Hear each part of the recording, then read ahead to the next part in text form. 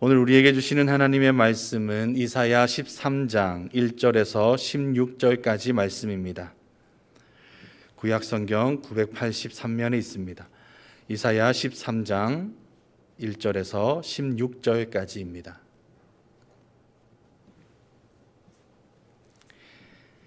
한 절씩 교독하여 읽겠습니다.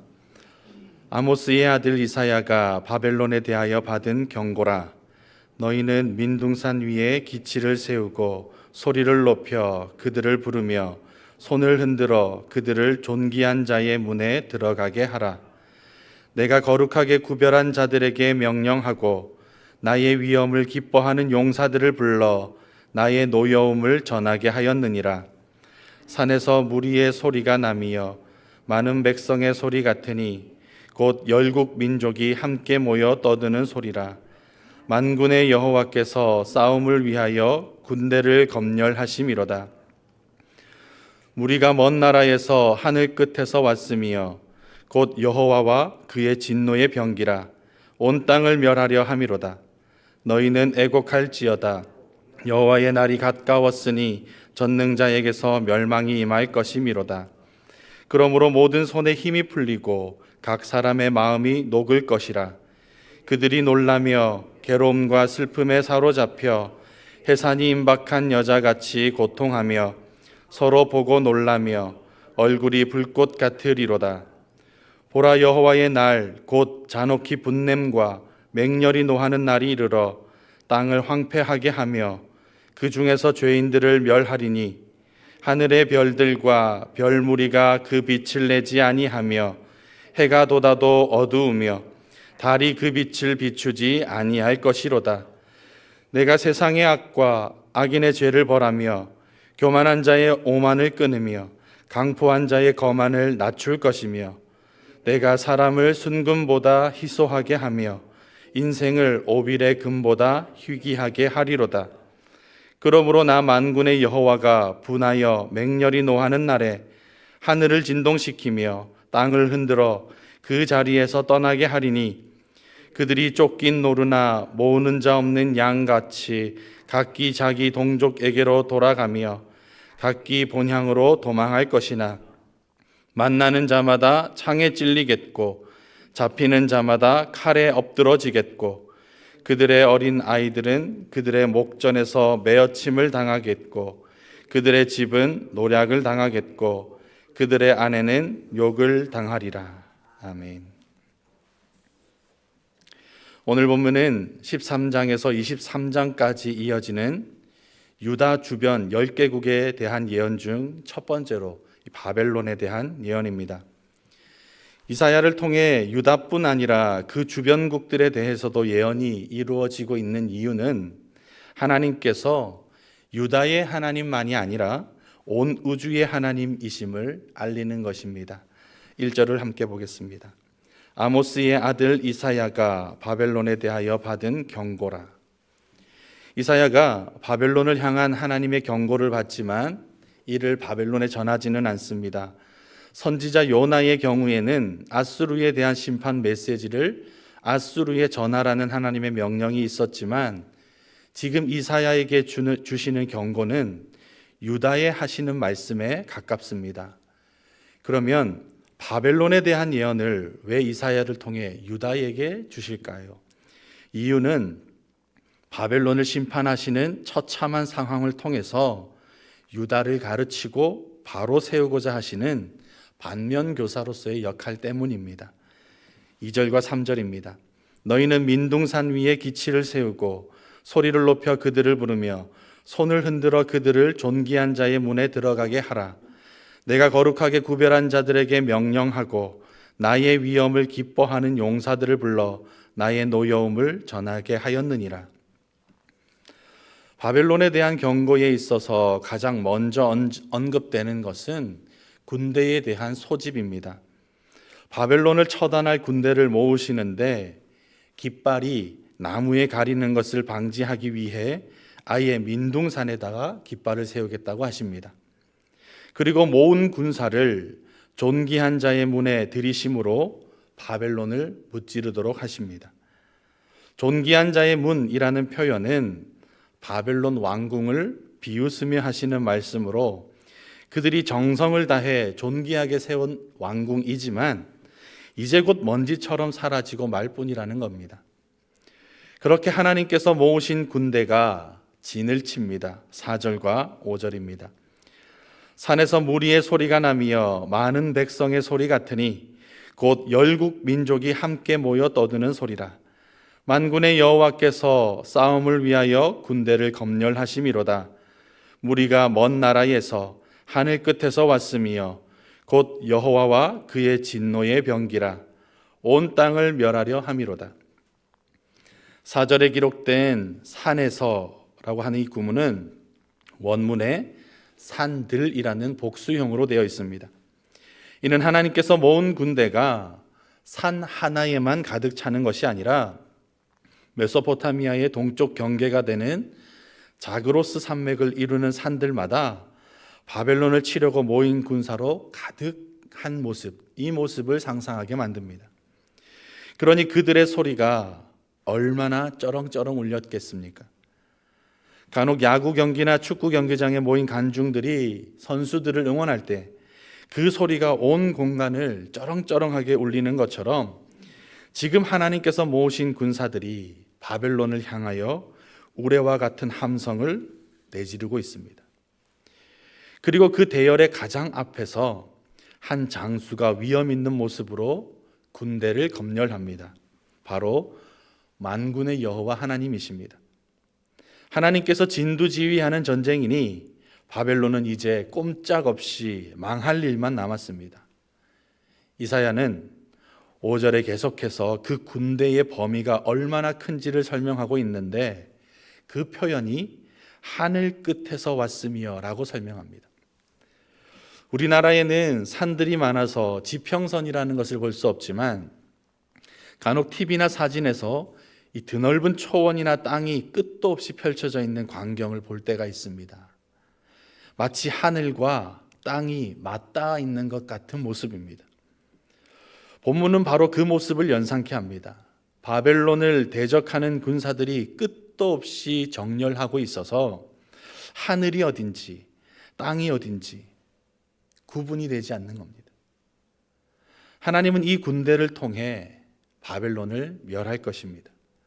5절 말미에 기록된 멸하려 함이로다 라는 표현은 원어적인 의미로 숨통을 끊다라는 뜻입니다. 대상을 옥죄어서 숨도 쉬지 못하게 만드는 것, 이것이 하나님의 심판이고 교만한 사람을 대하시는 하나님의 방법입니다. 우리가 이와 같은 하나님의 경고장을 받는다면 어떤 느낌이겠습니까? 이토록 무시무시한 경고 앞에 벌벌 떨지 않겠습니까? 그래서 이사야 선지자가 바벨론을 향한 이 경고를 통해 유다에게 6절과 같이 애곡할지어다 라고 요청합니다. 이토록 거대한 심판을 두려워하며 지금 임박해 있는 여호와의 날을 애곡하며 두려운 마음으로 준비하라는 겁니다. 하나님의 날을 준비하지 못해서 계속해서 교만하게 살아간다면 그가 마주하게 될 인생의 결말은 뻔합니다. 7절과 8절입니다. 그러므로 모든 손에 힘이 풀리고 각 사람의 마음이 녹을 것이라. 그들이 놀라며 괴로움과 슬픔에 사로잡혀 해산이 임박한 여자같이 고통하며 서로 보고 놀라며 얼굴이 불꽃 같으리로다. 힘이 풀리고 간담이 녹고 해산하는 여인의 울부짖음을 내고 그렇게 괴로워하는 것이 경고를 듣고도 태도를 바꾸지 않는 사람의 결말입니다. 그리스도인은 이처럼 하나님의 날, 임박한 여호와의 날을 준비하는 사람들입니다. 오늘 우리가 선을 베풀고 의를 행하고자 하는 것은 물론 성도의 당연한 의무이고 사명이기 때문이기도 하지만 따지고 보면은 그 날을 준비하기 위함입니다. 우리로서는 도무지 감당할 수 없는 하나님의 날을 우리의 방식이 아닌 하나님께서 가르쳐 주신 방법으로 준비하는 겁니다. 예수님께서 이 땅 가운데 오실 때에 요셉과 마리아를 통해 그 길을 준비하게 하신 것처럼 우리는 하나님의 구원과 심판을 준비하는 사람들입니다. 부디 우리는 여호와의 날, 그 하나님의 날, 임박한 그날이 이를 때 심판의 대상이 되어서 두려워 벌벌 떠는 사람으로서가 아니라 그 심판을 오게 하는 사람으로서 그렇게 서 있을 수 있도록 준비된 모습, 갖추어진 모습이어야 하겠습니다. 용혜원 시인은 사형수의 인생이라는 시에서 이 땅에 살고 있는 모든 사람을 태어나자마자 사형이 선고된 불행한 사람들이라고 정의하였습니다. 태어나자마자 사형이 선고된 불행한 사람들입니다. 집행일이 모두 다를 뿐이지 모두 다 죽음을 향해 간다는 뜻입니다. 그런데 그의 시 말미에 내일은 죽음이 찾아오더라도 오늘은 사랑하며 살자는 희망을 덧붙입니다. 사형수가 죽음을 준비하는 방법은 오늘을 사랑하며 사는 것이어야 한다라는 뜻입니다. 그렇습니다. 그리스도인이 심판을 준비하는 모습은 오늘 주어진 삶을 겸손히 사랑하는 것입니다. 과거의 교만함을 청산하고 오만했던 태도를 누그러뜨려서 오늘 나에게 보내신 사람들과 모든 피조물들에게 가장 친절하고 상냥하게 그리고 가장 따뜻하게 대하는 겁니다. 이사야 13장의 말씀을 통해 교만함의 결말이 무엇인지 경고장을 한번 받은 사람으로서 우리가 심판의 대상이 되어 살지 않도록 주의하십시다. 그리고 심판의 경고를 두려워하는 마음으로 겸손하게 가장 낮은 자의 모습으로 하나님의 날을 준비하는 그 지혜가 있기를 주님의 이름으로 축복합니다. 그런데 바벨론은 이 지혜를 가지지 못했습니다. 그래서 그 땅에 참극이 일어나고야 말 것입니다. 참극이 일어나게 되는 징조는 이렇습니다. 본문 9절과 10절입니다. 보라, 여호와의 날 곧 잔혹히 분냄과 맹렬히 노하는 날이 이르러 땅을 황폐하게 하며 그 중에서 죄인들을 멸하리니 하늘의 별들과 별무리가 그 빛을 내지 아니하며 해가 돋아도 어두우며 달이 그 빛을 비추지 아니할 것이로다. 심판이 임한다라는 신호는 10절에서와 같이 빛이 사라지는 겁니다. 하늘의 별도 그리고 해도 달도 빛을 비추지 못합니다. 그래서 어둠이 온 세상을 장악하였습니다. 철학적인 해명이긴 하지만 어둠은 원래 존재하는 것이 아닙니다. 빛이 없는 상태를 어둠이라고 부릅니다. 그러니 지금 10절의 모든 빛이 사라진 이 상황은 이미 심판이 시작된 것과 같습니다. 빛이신 하나님께서 그 땅에서 지워지고 사라져 버렸습니다. 곧 하나님의 부재가 임한 겁니다. 하나님께서 없는 상태는 알다시피 그 자체로 저주이고 재앙입니다. 오늘날 우리 삶에 어떤 일이 가장 힘들고 슬프다고 느끼십니까? 대부분 돈, 권력, 힘의 부재로 힘들어들 하지만 진실로 우리가 슬퍼해야 하는 것은 하나님의 부재입니다. 하나님께서 나를 떠난 것이 아니라 내가 하나님을 밀어내고 떠나서 내 삶이 하나님의 부재 상태가 되어버린 것, 이것이 영적인 교만이요 죽음을 향해 내달리는 가장 슬프고 안타까운 순간입니다. 하나님은 이 같은 교만함, 이 같은 안타까움을 두고 보시는 분이 아니십니다. 베드로전서 5장 5절에 기록되기를 하나님은 교만한 자를 대적하신다라고 하였습니다. 그래서 본문 11절과 같이 교만한 자의 오만을 끊으시고 강포한 자의 거만을 낮추고야 마십니다. 그렇게 채로 거르듯이 걸러서 마침내 남은 사람의 숫자가 12절과 같이 순금보다 희소하게 될지라도 오빌의 금보다 귀하게 될 만큼 적어진다고 할지라도 교만한 것을 봐주시는 법이 없습니다. 마치 수술을 하듯이 그 조직을 처참하게 잘라내고 말끔히 떼어내버리는 하나님이십니다. 13절에서 16절입니다.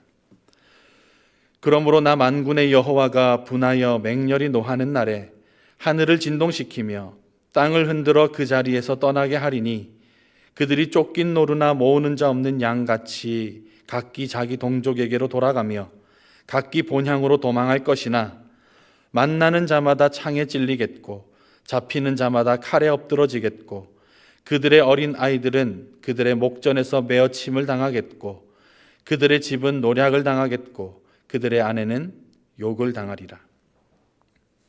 교만한 바벨론을 대하시는 하나님은 이토록 단호하십니다. 심지어 두렵기까지 합니다. 그런데 시편 103편에는 하나님을 긍휼의 하나님, 자비의 하나님으로 표현했습니다. 시편 103편 8절입니다. 여호와는 긍휼이 많으시고 은혜로우시며 노하기를 더디하시고 인자하심이 풍부하시도다. 원래는 이토록 인자하고 자애로우신 하나님이시지만 교만함을 내비치는 사람들 앞에서는 유독 단호하십니다. 교만이 영혼을 죽이는 암덩어리와도 같은 성품이라는 것을 아시기 때문입니다. 사실 이사야가 오늘 본문에서 바벨론의 멸망과 심판에 대해 예언한 것은 아직 바벨론이 강성하기도 전의 일이었습니다. 본문의 예언이 있은 지 100여 년이 지나야 바벨론이란 나라는 근동 지방의 패권 국가가 됩니다. 그러니까 지금 이사야의 이 예언은 아직 왕성하지도 않은 바벨론에 대해 예언하는 겁니다. 쉽게 말하면 아직 봄도 오지 않았는데 뜨거운 여름을 예고하는 것과 같습니다. 그렇다면 왜 이렇게 서둘러서 일어나지도 않을 일, 또 보이지도 않은 일을 예고하고 있는 것이겠습니까? 악인의 형통함을 부러워하지 말라는 유다를 향한 가르침입니다. 이사야의 예언이 있고 나서 바벨론은 부강하게 됩니다. 분명 이사야의 예언대로라면 바벨론이 망해가야 하는데 전혀 그렇지가 않습니다. 오히려 더 흥왕하게 되고 부흥합니다. 그래서 북이스라엘을 멸망시킨 아수르를 제치고 근동의 패권 국가가 됩니다. 하나님은 아수르를 물리칠 나라로 바벨론을 택하셨는데 그들이 점점 힘을 갖게 되는 것을 바라보는 유다가 세상의 권력과 힘을 갖고 부강하게 되는 것을 말씀보다 더 신뢰하게 될까 염려되었습니다. 그래서 이사야를 통해 제 아무리 패권 국가, 제국이 되더라도 교만한 것은 결국 하나님 앞에서 패망하게 된다는 사실을 미리 깨우쳐 주고자 하시는 겁니다. 오늘 본문을 통해 우리가 얻을 교훈도 그것입니다. 악인의 형통함, 그리고 그들의 교만함을 보고서 그것을 꿈으로 삼고 그렇게 되기를 바라는 사람은 진노하시는 하나님을 결국에는 마주하게 되는 겁니다. 힘을 얻고 부강해지면 언제나 교만이 스멀스멀 우리 속에서 기어나와 생각의 균형을 잃게 만들고 결국엔 그것이 나를 지배하여 패망의 길로 나아가게 만듭니다. 이것이 역사 속 모든 제국들이 나아간 길입니다. 로마와 헬라 제국이 망할 줄 누가 알았겠습니까? 아수르와 바벨론이 흔적도 없이 사라지게 될 줄 누가 감히 상상이나 했겠습니까? 망하는 것에는 이유가 있다고들 합니다. 그것이 교만입니다. 전조 증상이 교만인 겁니다. 오늘 우리의 모습을 돌아보며 혹 내가 헛된 꿈을 꿈꾸고 있지는 않았는지, 그리고 조금 얻은 힘과 부와 명성으로 교만과 오만함의 아성을 세우고 있지는 않았는지 우리 스스로를 돌아보십시다. 사람들의 관계가 깨져 삶이 점점 피폐해져 가고 겉은 화려하지만 속은 텅 빈 것 같은 공허함만 가득한 연말이라면 아마 이건 그 속에 교만이란 암덩어리가 우리 생각의 균형을 잃게 만들고 있기 때문인지 모릅니다. 부디 가장 어두운 시기에 이 땅에 오신 예수님처럼 우리 자신을 교만한 자리에서 낮추십시다. 예수님처럼 사람들 곧 이웃을 사랑하기 위해 내 손에 쥔 모든 것을 버릴 줄 아는 용기를 가집시다. 이 땅에서 영원한 생명의 통로로 사는 것은 부강해지는 것을 꿈꾸거나 그것을 쟁취해야 가능한 일이 아닙니다. 오히려 그것을 내려놓고 하나님의 통치 앞에 겸손하게 머리 숙여 엎드리는 사람, 잡힘받은 그것을 붙잡으려 몸부림치면서 세상의 가장 어두운 그것으로 자기를 버리며 나아가는 사람에게만 주어지는 은총입니다. 부디 오늘 이 하루 교만함으로 말미암는 멸망이 예고된 사람이 아니라 자신을 버릴 줄 아는 겸손함으로 영원한 생명의 통로로 살아갈 수 있기를 주님의 이름으로 축복합니다. 기도하시겠습니다. 하나님 아버지, 교만은 곧 죽음과 멸망의 전조 현상임을 알게 하시니 감사드립니다. 아직 흥왕하지도 않는 바벨론이지만 그들이 훗날 강성하게 되어 하나님으로부터 얻은 힘을 욕망의 도구로 사용하는 교만함을 보였을 때 결국 모든 제국이 맞이한 멸망의 길을 맞이한 것을 기억합니다.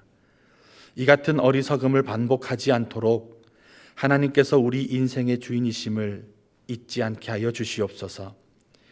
자기를 버리신 예수님의 모습처럼 우리도 우리의 손에 쥔 것을 내려놓고 버림으로 누군가에게 영원한 생명과 참 기쁨을 전달할 수 있는 구원의 통로가 되게 하여 주시옵소서.